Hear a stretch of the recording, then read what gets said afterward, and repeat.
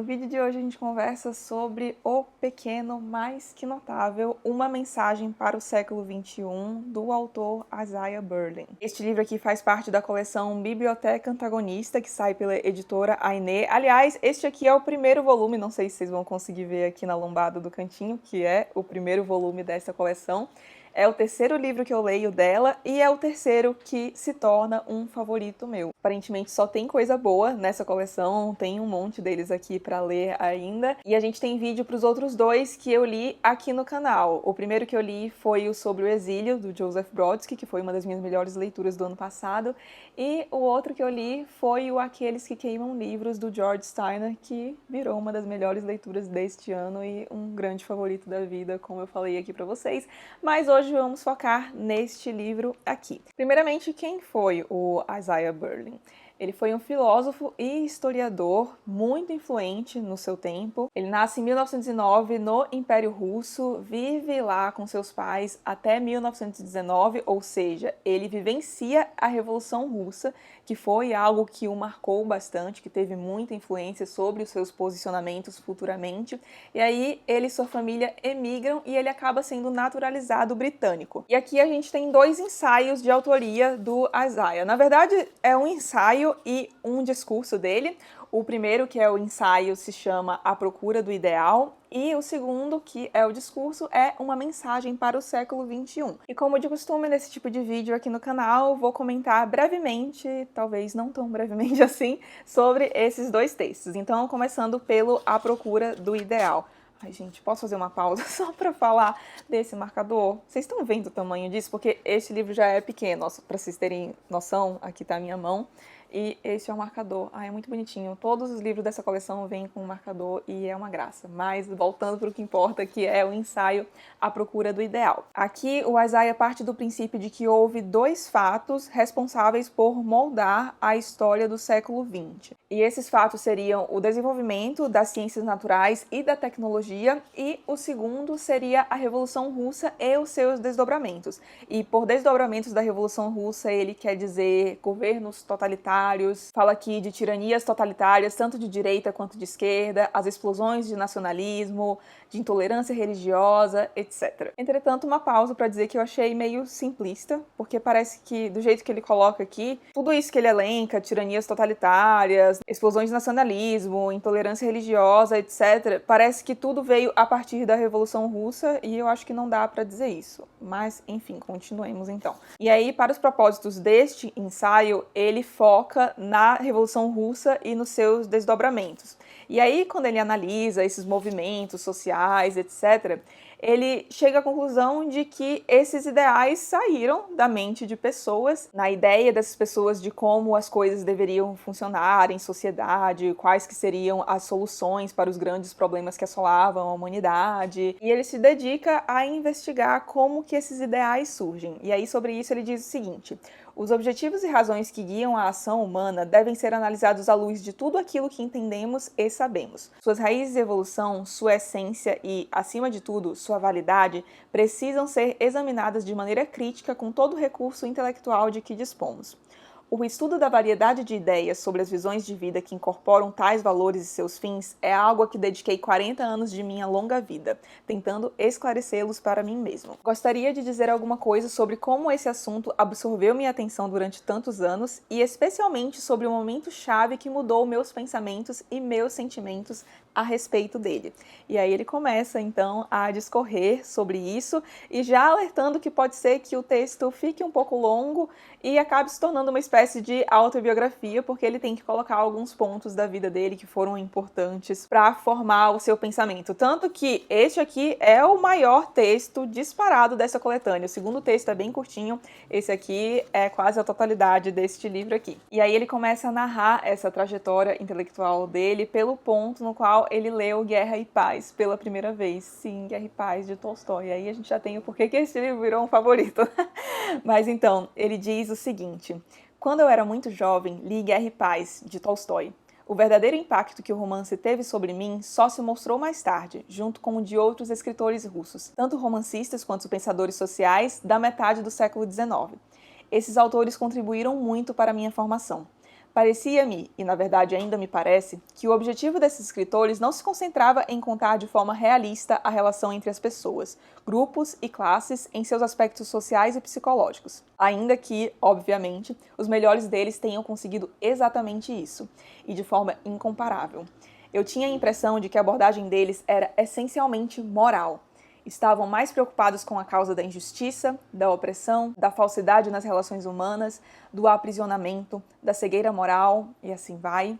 Em suma, estavam preocupados com a natureza de todas essas experiências e com suas raízes na condição humana. As condições da Rússia em primeiro lugar, mas, por conseguinte, de toda a humanidade. E, de maneira inversa, almejavam saber o que proporcionaria o oposto de tudo isso, ou seja, um reino da verdade, do amor, da honestidade, da justiça, da segurança, das relações baseadas na dignidade humana, na decência, na independência, na liberdade e no bem-estar espiritual. Ou seja, a partir da análise das mazelas que assolavam a humanidade, os escritores russos, na visão do Isaiah, visavam encontrar o que poderia resolver aqueles problemas. E aí ele fala um pouco aqui da posição de alguns escritores, por exemplo, o Tolstói, que encontra a resposta de tudo nas pessoas mais simples, intocadas pela civilização. Aí fala que outros escritores se voltam mais para o racionalismo, outros para a teologia ortodoxa, etc. Mas o ponto é que há um elo comum a todas essas visões, que é a crença de que havia uma solução para todos aqueles problemas. Esse é o real denominador. E aí ele fala que quando ele entrou para a Universidade de Oxford, ele estuda lá e posteriormente vira professor dessa universidade, ele começa a estudar a obra dos principais filósofos, principalmente do campo político e ético, e aí ele descobre que essas pessoas, esses grandes pensadores, também tinham essa noção de que havia uma solução para todos aqueles problemas. E a partir dessa análise dele, ele percebe três coisas. Primeiramente, todas as perguntas genuínas precisavam ter uma única resposta verdadeira, sendo, pois, todo o resto necessariamente errado. Segunda é que é preciso existir um caminho específico a ser percorrido para chegar a essas verdades. E, em terceiro, que essas verdades, quando postas à luz, são necessariamente compatíveis entre si e formam um todo singular. Segurem isso que a gente vai desenvolver um pouco melhor. Aí, um pouco mais pra frente, ele entra em contato com a obra de um homem chamado Johann Gottfried Herder, um pensador alemão do século XVIII. E o Herder chama a atenção do Isaiah a partir do estudo que ele faz, que é comparar diversas culturas nacionais em diversos momentos do tempo e regiões distintas, e ele forma uma visão a partir de tudo isso que o Isaiah descreve como pluralismo. Segundo o Isaiah, o pluralismo seria o seguinte: a concepção de que há diferentes fins que os homens buscam e que ainda assim são seres bem racionais, completamente humanos, capazes de se entender, de sentir empatia e de obter aprendizados entre si. E na minha concepção tem uma pergunta que norteia todo esse ensaio, que é: será que há apenas uma solução para resolver todos os problemas da humanidade? Será que essa solução existe, afinal de contas? Ao discutir um pouco do pluralismo, ele nos ajuda a responder a essa pergunta, pelo menos na visão dele. Então ele coloca, por exemplo, como diversas culturas percebem alguns valores, e eu queria ler um trecho específico aqui que está na página 30, que ele diz o seguinte: tanto a liberdade quanto a igualdade estão entre os valores mais perseguidos pelos seres humanos ao longo dos séculos. Mas a liberdade total para os lobos significa a morte para as ovelhas. A liberdade total do poderoso, do talentoso, não é compatível com os direitos a uma existência decente para os mais fracos e menos dotados. Para criar uma obra-prima, um artista pode optar por viver a vida de uma maneira que leve sua família à miséria e à pobreza, condições às quais ele pode ser indiferente. Podemos condená-lo e declarar que sua obra-prima deveria ser sacrificada em favor das necessidades humanas, ou podemos ficar do seu lado. Porém, ambas as atitudes representam valores que, para alguns, são últimos em si e inteligíveis para todos nós se tivermos empatia, imaginação ou compreensão dos seres humanos. Equanimidade pode exigir o controle da liberdade daqueles que desejam dominar.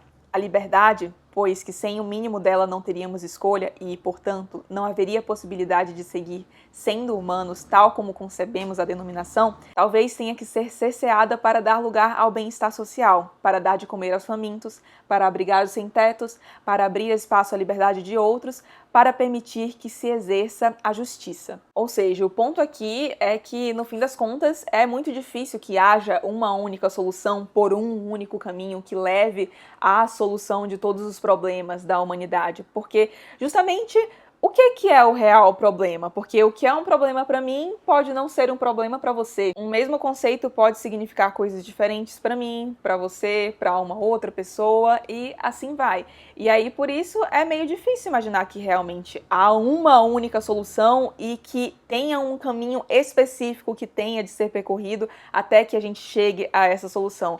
Mas existem aí diversas pessoas que acreditam nesse tipo de coisa, não é mesmo? Daí as ideologias. Acho que não é difícil a gente imaginar, por exemplo, políticos, grandes líderes, etc., dizendo, se a gente fizer isso, bum, todos os problemas serão resolvidos com esse pacote aqui de soluções. E sobre essas pessoas, ele diz o seguinte: eu só posso dizer que esses que se mantêm nesses leitos confortáveis do dogma são vítimas de uma forma de utopia autoinduzida. Faróis que podem bastar para o contentamento, mas não para o entendimento sobre o que é ser humano. E não é que para muitos problemas não pode haver solução, tá? Pode sim, o Isaiah, como a gente vai ver no próximo ensaio, é uma pessoa até que bastante otimista, mas o que ele diz sobre isso é o seguinte: é verdade que alguns problemas podem ser resolvidos, alguns males curados, tanto na vida individual quanto na social. Podemos salvar o homem da fome, da miséria ou da injustiça. Podemos resgatar os homens da escravidão e da prisão.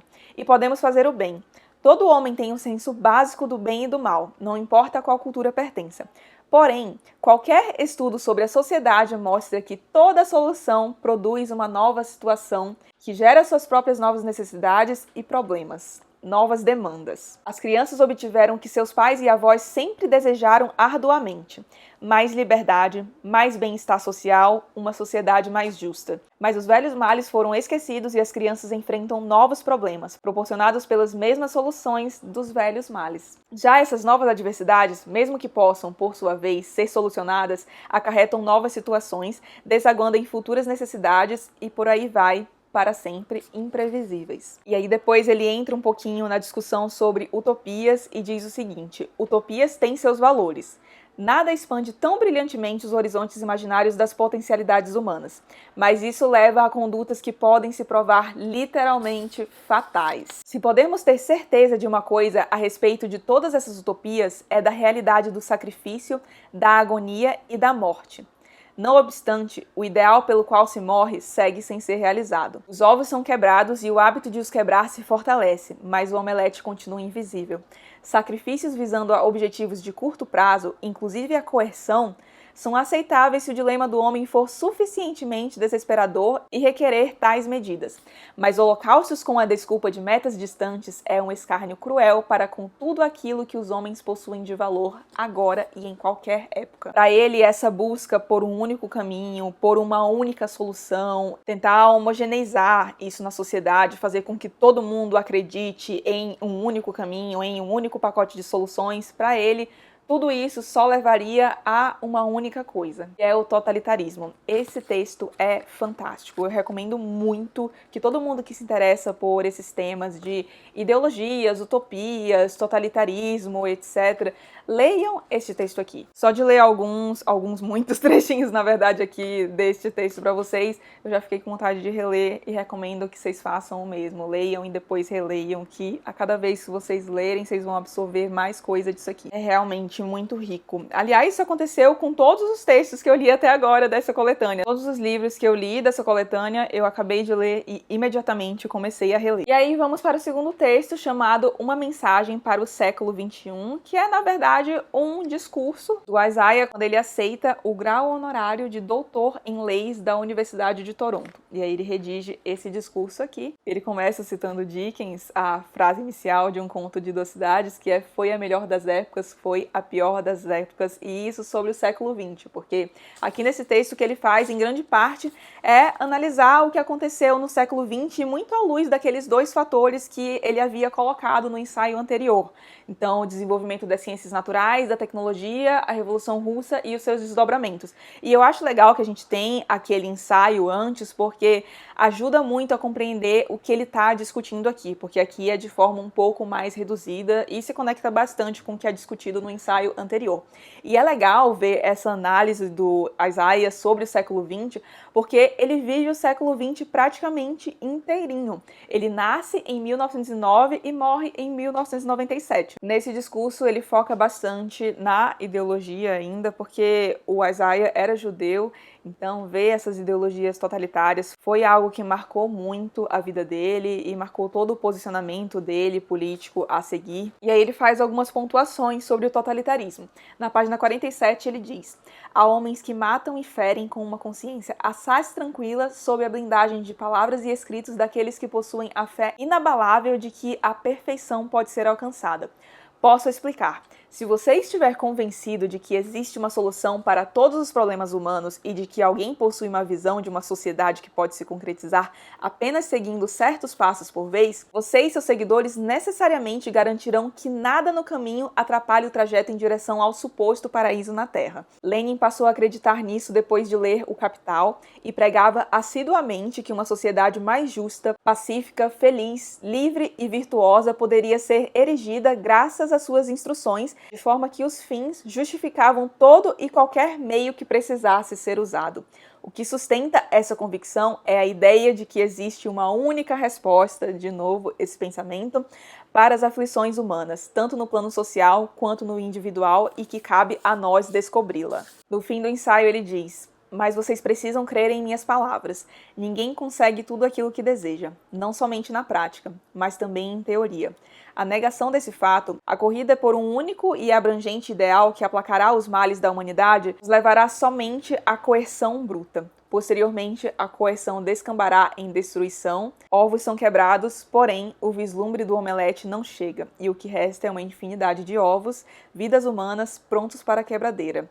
No fim, os mais ardorosos idealistas acabam esquecendo o omelete, mas seguem quebrando os ovos. E ele encerra o ensaio com uma percepção bastante otimista, que é: estou contente porque você, a quem me dirijo nesse momento, verá o século XXI, uma época que, tenho certeza, será muito melhor para a humanidade do que foi a minha. Então, bom, acho que dá para dizer que, por diversos pontos, realmente, o século XXI está sendo melhor que o século XX. Mas eu gostei muito de ler este livro aqui, primeiro porque o Isaiah tem uma erudição formidável, a forma como ele apresenta os argumentos dele é muito louvável, muito didático. Os temas também me interessam bastante, mas eu gostei especialmente de ler este livro neste ano, porque faz tempo já que eu venho olhando para o que vem acontecendo no cenário político brasileiro, e é algo que me preocupa. Eu até comentei sobre isso no Instagram faz um tempinho, acho que umas 2 ou 3 semanas, que é muito bizarro ver que esse pluralismo do qual o Isaiah fala no primeiro ensaio, então você reconhecer que há diversas vias possíveis, que as pessoas podem querer chegar no mesmo ponto, mas que divergem quanto ao caminho para chegar a esse ponto, enfim, esse pluralismo todo está sendo cada vez mais tolhido. Pelo menos essa é a impressão que eu tenho vendo o debate político agora. Se você não segue uma linha específica, então, não serve, você não quer o bem para a humanidade, e isso dos dois lados, sabe? É uma coisa que eu acho bem preocupante,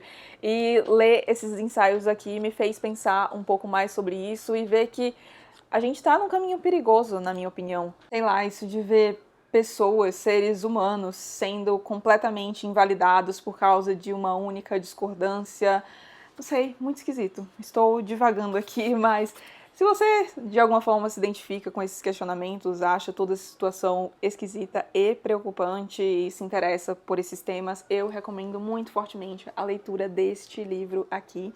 E terminei este livro aqui querendo ler tudo que o Isaiah Berlin já escreveu. Infelizmente, a gente tem pouca coisa dele traduzida por aqui, então acho que o jeito vai ser procurar algumas coisas fora, mas já tô de olho numa coisa dele que tem traduzido aqui, e aí, quem sabe, em breve a gente não conversa mais sobre o Isaiah aqui no canal. Se você gostou do vídeo, não esqueça de deixar um like e de se inscrever no canal, caso não seja inscrito ainda. Um grande beijo e até o próximo vídeo.